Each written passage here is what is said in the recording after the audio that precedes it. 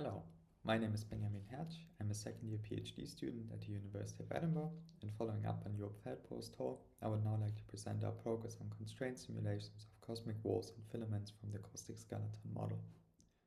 I will start with the cosmic walls. Let me take 1 minute to recap the main points of Job's talk. The Caustic skeleton rigorously identifies the cosmic web elements from the eigenvalue and eigenvector fields of the deformation tensor, which is given by the Hessian of phi. The Caustic skeleton here is a fractal-like structure, and we evaluate the fields at some smoothing scale sigma to resolve the structure forming at this length scale. In our current projects, we use the Caustic conditions to run constraint simulations of the cosmic web elements.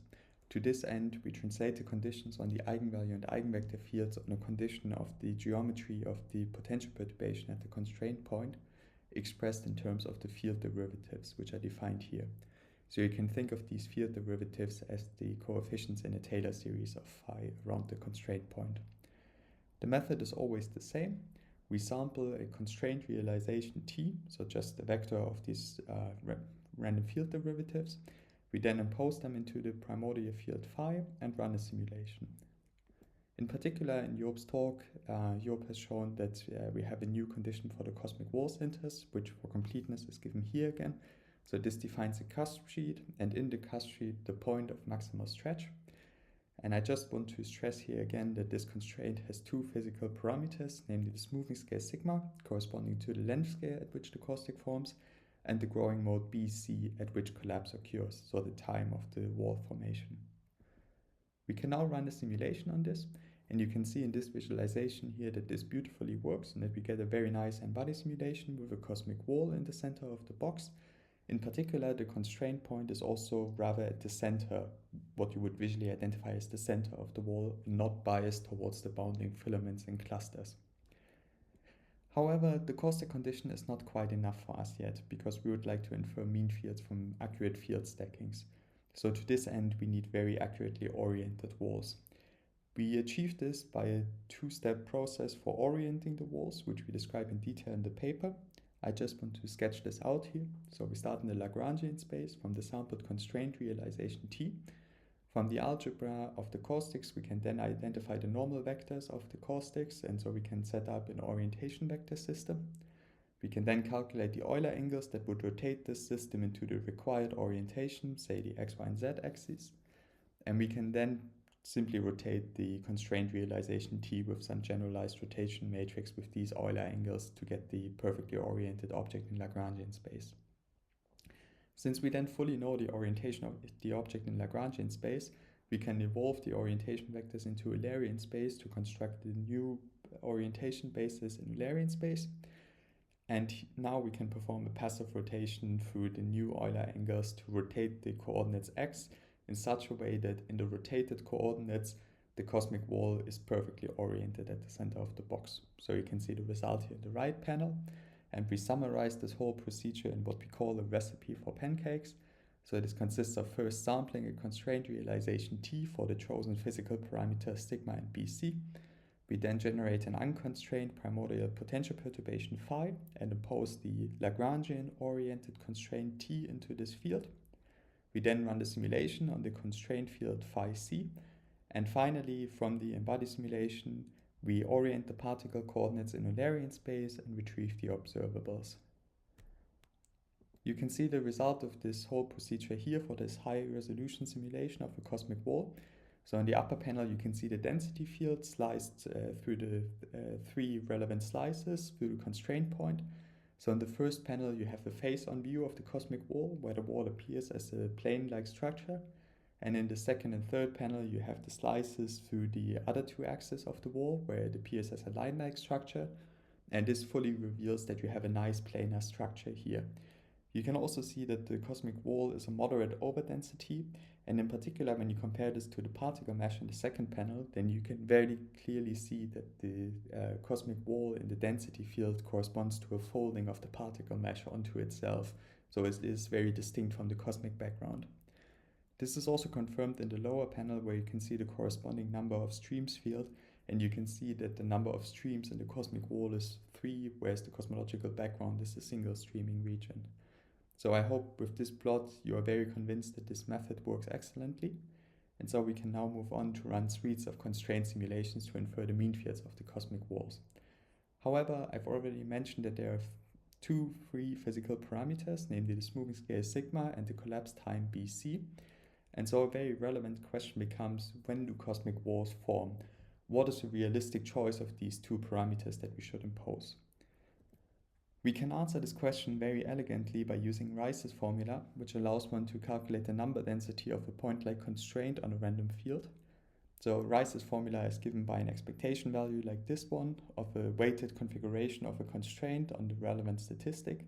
In our case, this relevant statistic is simply the field derivatives of the relevant order. Rice's formula has been traditionally used to study, for example, the critical points of the density perturbation.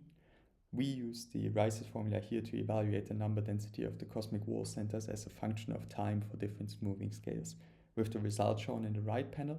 So this reveals how we can now quantitatively identify the peaks of structure formation of cosmic walls for different length scales.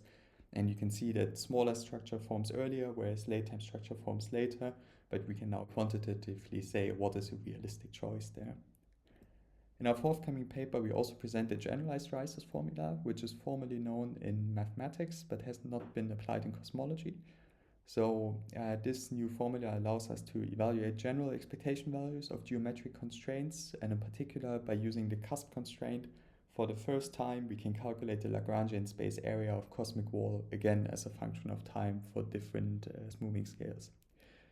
In both cases, we can measure these results with brute force measurements in random fields as well, and you can see the results are in stunning agreement. So this is very good because not only does it inform us about all the physics, but it also in hindsight confirms all the algebra that we have been doing on these eigenvalue and eigenvector fields and the translation into the orientation of the primordial field derivatives. Having identified realistic choices of these physical parameters, we can now run simulations on these. So you can see here a simulation for the parameter choice sigma equals 2 and BC equals 0.8, which is a rather realistic configuration. And in these random field slices, you can very nicely see that you always get a cosmic wall, which is some random object that appears like a planar structure in the X slice, like a line-like structure in the Y and Z slice. If we then calculate the mean fields from these, the mean density field is a very clear planar structure, where the Y and Z slice show how the wall is an overdense planar structure that separates two underdense cosmic voids. In particular, when you plot the mean number of streams, you can see that this is a multi-streaming structure, so the mean number of streams is 3, just as is expected for a cusp sheet. And we are very surprised to see that also the velocity field has a clean geometric structure. So we would have expected the velocity field to be more sensitive to turbulence from the clusters and filaments that form around the wall, but it turns out that the simple averaging over many velocity fields also gives a very clean geometric pattern of the flow around the wall. We can then also repeat this analysis for different points in the parameter space, where here in this plot the rows correspond to different formation times that are imposed, and the columns correspond to different length scales at which collapse is imposed. And as you would expect, these parameter points have a clear influence on the phenomenology of the resulting walls. So in particular, when walls form earlier, they tend to appear as thicker and have a higher density. And similarly, when you form them at larger length scales, then the resulting walls are just larger in physical extent. Now, over the past years, the community has also used alternative conditions to simulate cosmic walls, in particular saddle points in the primordial potential perturbation phi and the corresponding density perturbation delta given by the Laplacian of phi. However, these alternative constraints lack a rigorous mathematical foundation. In our study, we therefore wanted to propose a fair comparison of these alternative conditions with the caustic skeleton conditions. So the first is the saddle point in phi. This acts as a large-scale constraint with the only physical parameter being sigma here, so that the length scale at which the constraint is imposed. If you run a set of random realizations and calculate the mean fields of these, then you can see that the phi saddle point acts in such a way that it results in a planar overdensity. So in particular in the mean field, you can see that you have a very oriented geometric structure. However, you can also see in the random realization that because you're not imposing a constraint on the eigenvalue field, you're not imposing shell crossing, and so the structure does not actually multi-stream, does not actually lead to a collapsed overdensity, but rather just a weak planar-like overdensity over the cosmic background. In particular, the mean number of streams is also 1 everywhere, so the phi saddle point does not induce a multi-streaming region, but remains a single streaming weak overdensity over the cosmic background. On the other hand, the delta constraint acts as a small-scale constraint, which now takes two physical parameters, namely the smoothing scale and the critical value of the density perturbation. Using the spherical collapse model, you can translate the latter into an approximate formation time of the hypothesized wall-like object. And we can again study from Rice's formula the qualitative behavior of these. So the result is shown in the upper panel, where you can see that for all smoothing scales, the delta saddle points form rather late. And in particular in the lower panel, when you compare these hypothesized wall-like saddle points of delta with the hypothesized filament and cluster-like critical points of delta, then the Rice's formula would suggest that you first form clusters, then filaments, then walls. So this is in stark contrast to the top-down pancake model, and it should already make you skeptical about the delta constraint.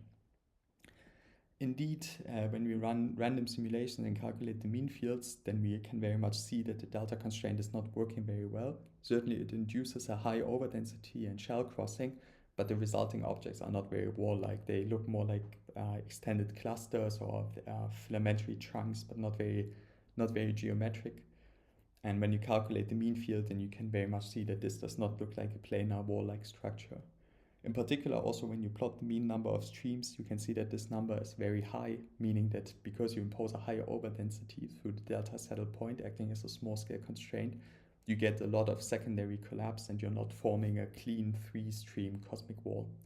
So our conclusion from this is that this novel constraint for cosmic walls from the Caustic skeleton is more successful than both the phi and the delta constraint. In the remaining minutes, I now want to speak about the cosmic filaments. They are particularly interesting because the Caustic skeleton model suggests that there are two geometrically distinct filament families. The first is given by the swallowtail filaments, which are more numerous in the cosmic web. These are the early type filaments in that they form at earlier formation times typically. They are less massive and more elongated, and because the swallowtail occurs as a folding in the cusp sheet, these filaments are found either bounding walls or lying in the walls. So you can see this folding of the cusp sheet here either in the upper panel where the blue point is representing a slice through the filament, or in the visualization in the lower panel where you can see the folding of the cusp sheet resulting in a kink. So the A4 constraint is given here, and Job has also derived how we impose the maximal stretch condition for this constraint. The A4 constraint algebra is a bit more involved, so that the constraint now lives in the space of the second through sixth order field derivatives Tijk, so it is mathematically more challenging to work with the swallowtails. Nonetheless, we can impose the constraint and run a simulation on this. And here in this simulation, you can very nicely see how the swallowtail really is a folding, a kink-like structure in the cusp sheet. However, for this particular realization, there is no significant overdensity. We have by now understood that this is due to a very low second eigenvalue field here for this particular constraint. We have since studied the statistics of these fields in more detail, understood this better. And so in these preliminary random field realizations, you can see that we get rather clean swallowtail filaments here, where in the in the X and Y slice, you get a line-like structure. And in the Z slice, you can identify this swallowtail-like geometry of the cusp sheet folding onto itself. However, these fields are very preliminary, so the orientation is not quite as well done. And so there might be a lot of information discarded here, and we're still very much working on the swallowtail filaments. The situation is a lot clearer to us already for the umbilic filaments, which are the second family of cosmic filaments. So they are less numerous in the cosmic web. They form later. They are more massive and less elongated, and they have a very special threefold symmetry as they appear as a triple wall junction. So this is shown either in the upper slice or in the animation in the lower panel. So the umbilic filaments are really distinguished by a very special threefold symmetry. And the D4 constraint is given by these two equations here, where the first gives you the umbilic filament and the second defines the point of maximal stretch in the filament. The constraint now lives in the space of second through fourth order field derivatives, and so algebraically is on the same footing as the cosmic wall center constraint, if you wish. We can impose this constraint and run a simulation on it. And here in this particular simulation, you can see that we can very successfully simulate an umbilic filament, given by the green line here. Because of the lines that I'm plotting, you cannot see the overdensity in the center of the box so well, but if I were to remove them, you would see that this is a very fat overdensity in the center of the box. And in particular, you can see the 3 outgoing red wall sheets here. So you have very much this triangular structure. You can also see that in random field realizations shown on this slide, where in the X and Y slice you now get a line-like structure, possibly with some attached wall if this falls into the slice. And in the Z slice you can always identify this triangular structure of 3 outgoing wall sheets. So this triangular structure is something very physically real and a very clear manifestation of this umbilic caustic. It is also interesting to study what happens when you impose the umbilic constraint on smooth initial conditions. So we have done this here by running an n-body simulation on an umbilic caustic with the primordial potential perturbation smoothed at some smoothing scale. So by smoothing the initial conditions of the n-body simulation, you expect to remove the small-scale structure and only preserve the large-scale triangular structure of the umbilic constraint. You can very much see that in the upper panel. As you then increasingly add small-scale structure by decreasing the smoothing of the initial conditions, you're adding more small-scale structure, and so you're washing out the triangular structure. But you can also see in the lower panel that even though you have washed out this pristine threefold symmetry, you still inherit some of this triangular structure down to lower scales. And so with this, I would like to come to my conclusion. I hope to have convinced you that the caustic skeleton model allows for an unprecedented analytic treatment of the cosmic web, and that in particular these novel point-like constraints for the cosmic web elements from the caustic skeleton model allow for realistic simulations of walls and filaments and are more successful than the traditional saddle point conditions. I would also like to give an outlook. So we hope to publish this work very soon in 2 forthcoming articles. And currently we're working very much on the filaments as well. We are still developing the Rice's formula, phenomenology of the filaments, so which filaments form when, and random and mean field analysis for the filaments. And with this, I would like to thank you for your attention, and I look forward to answering your questions and discussing with you in the upcoming session.